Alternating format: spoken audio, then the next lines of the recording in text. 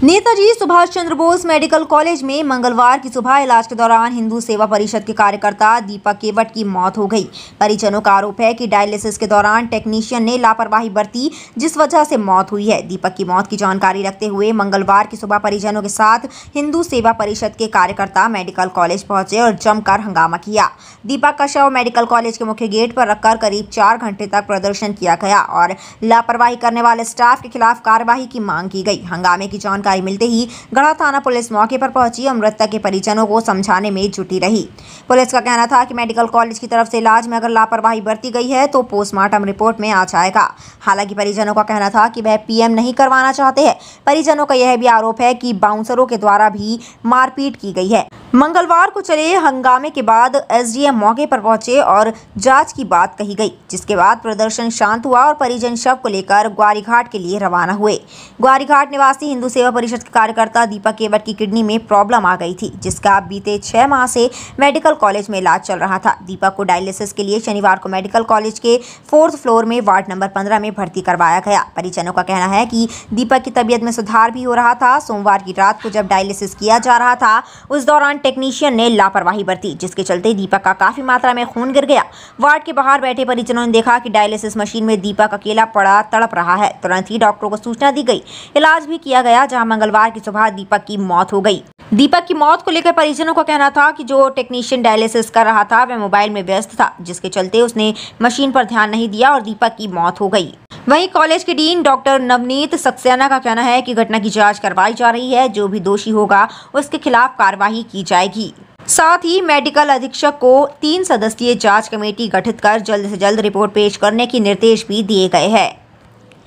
PBC के लिए जबलपुर से सुनील सेन की रिपोर्ट।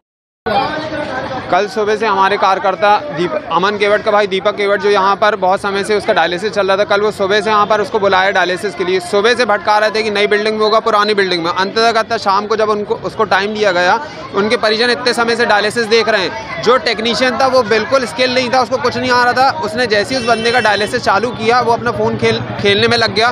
जब परिजन बोल रहे हैं कि डायलिसिस की मशीन रुक रही है, कुछ हो रहा है, उन लोग हंस रहे हैं। और जो वहाँ पर लोग बैठे हैं वो मरीज के परिजन से अभद्रता कर रहे हैं। जब वो कह रहे हैं कि भाई साहब ये डायलिसिस नहीं हो रहा, हम इतने समय से देख रहे हैं, आपसे बनता नहीं है, पहले भी ऐसे ही है। तो जो खून था वो एयर बनने के कारण वो पूरा उसका खून जो है मशीन में ही रुक गया और उसने बीच में मशीन बंद कर दी। जब खबर पहुंची, हम लोग पहुंचे वहाँ पर, तो मशीन में देखा ब्लड था। उन्होंने पाइप निकाल दी, बोला अब इसका अगर खून कम हो गया है तो 6 घंटे बाद जांच होगी। परिजनों का ये कहना था कि तत्काल में जो टेक्नीशियन यहाँ पर बैठा है उसकी लापरवाही से इतनी बड़ी घटना हुई है, आप उसका कोई कार्रवाई नहीं कर रहे हो। साथ में यहाँ के पूरे बाउंसर वहाँ पहुँच गए, परिजनों के साथ धक्का मुक्की, गाली गलौज और इस प्रकार की, जिस प्रकार से कि मरीज ना हो के वो आतंकवादी कोई गुंडे हैं। और आज जब सुबह रात को उसके इलाज के दौरान सुबह मृत्यु हो गई, आज फिर उनके साथ पूरे परिजनों के साथ यहाँ पर बाउंसरों ने, विकास नायडू करके एक वो है, उसने धक्का मुक्की करी, पूरे बाउंसर पहुंच गए। आप यहाँ देख सकते हैं कि आज वो खत्म हो गए, उनकी माँ बेहोश होकर पड़ गई है। पूरी लापरवाही चल रही है यहाँ पर। यहाँ का बाउंसर है, पूरी गुंडागर्दी शुद्ध चल रही है। इलाज के नाम पे सिर्फ खाना पूर्ति हो रही है और कुछ नहीं हो रहा है। सिर्फ यहाँ पर लोग बेचारे रोज सुबह आते हैं, भटकते हैं, घर चले आते हैं और इसी प्रकार से मृत्यु हो जाती है। कोई कार्रवाई नहीं हो रही है। क्या चाहते हैं? हम चाहते हैं प्रशासन इस पे जागे, स्वास्थ्य विभाग जागे, लोगों की सहायता करे, ना कि उनको डराए धमकाएं और इस प्रकार मृत्यु हो जाए। क्या नाम था और कहाँ के रहने वाले? दीपक केवट था, जो अपना ग्वारीघाट में रहते थे। अमन केवट उसका भाई है, उसकी अभी मृत्यु हो गई है, जिनको अभी यहाँ पर रख के वो प्रदर्शन कर रहे हैं। क्या करते थे ये? बेचारे व्यवसाय करते थे, ठेला इनका ऐसा काम था, छोटे छोटे व्यवसायी थे। मैं नितिन सोनपाली, हिंदू सेवा परिषद नगर उपाध्यक्ष। क्या घटना हुई थी और क्या हादसा हुआ? मेरा भाई है दीपक केवट, जिसका नेताजी सुभाष चंद्र बोस मेडिकल कॉलेज में इलाज चल रहा था। तो उसका डायलिसिस होना था, कल शाम को सुबह होना था, लेकिन मैंने न्यू बिल्डिंग में 5 से 6 बार गया, वहाँ पर कोई रिस्पॉन्स ही नहीं आया। उन लोग मेरे को बार बार भगा रहे थे चिल्ला के। फिर मैं वहाँ पर, उन्होंने बोला कि क्या बोलते हैं, पुरानी बिल्डिंग में ही तुम्हारा डायलिसिस हो जाएगा। ठीक है, उसके बाद वो जो डायलिसिस चालू कर रहा था, डायलिसिस चालू करते ही नहीं बन रहा था। और उन्होंने आधा घंटा पहले ही, जैसे डायलिसिस चालू किया, आधा घंटा हुआ, उसके बाद बोलते एयर आ गई, बंद कर दिया।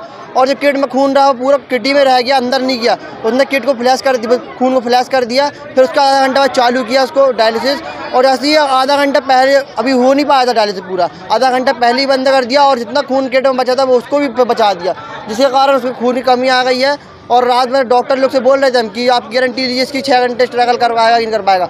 उन लोगों ने जो डायलिसिस कर रहा था उसका बयान नहीं लिया, मेरा बयान उल्टा ले रहे थे। और मेरे पापा के साथ बाउंसर लोग मेरे पापा को गर्दन दबा के पूरे मेडिकल के पूरे बाउंसर आके मेरे पापा को धमकी दे रहे थे। और जितने भी बाउंसर हम लोग धमकी दे रहे थे। पूरी रात भर हम लोग सोए नहीं रहे, पूरी रात भर जाग रहे थे। और सुबह टाइम वेंटिलेटर में डाल दिए मेरे भाई को, धक्का मुक्की दे रहे थे बिल्कुल। अब आप क्या चाहते हैं?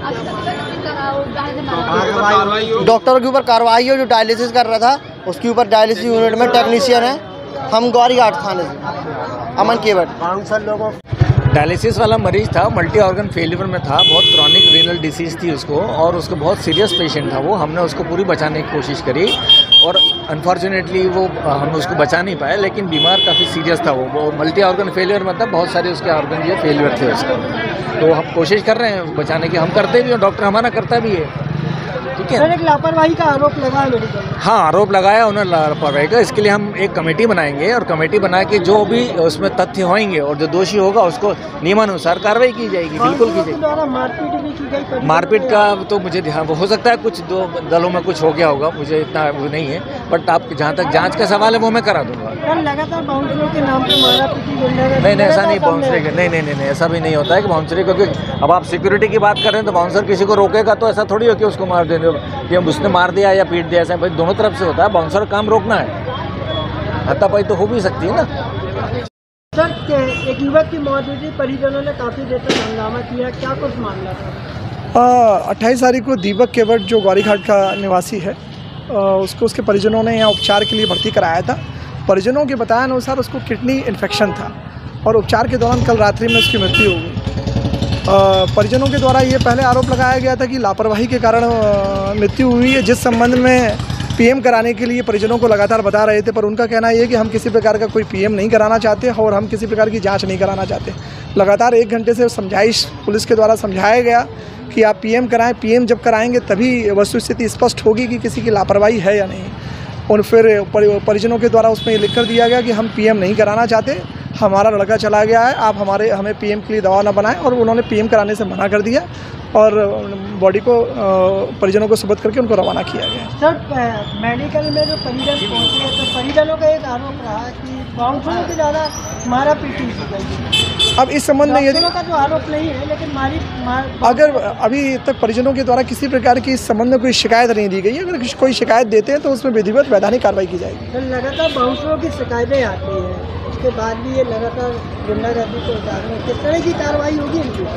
अगर बाउंसरों के द्वारा इस घटनाक्रम की लगातार पुनरावृत्ति की जाती है तो जो वैधानिक कार्रवाई होगी वैधानिक कार्रवाई की जाएगी। अपने आसपास की हर छोटी बड़ी खबर देखने के लिए हमारे channel police bureau creates news को बेल आइकन दबाकर सब्सक्राइब करें, जिससे आपको हर खबर समय से मिलती रहे। अधिक जानकारी के लिए हमसे संपर्क करें। हमारे कॉन्टैक्ट नंबर हैं 9039011886 एवं 9770229999।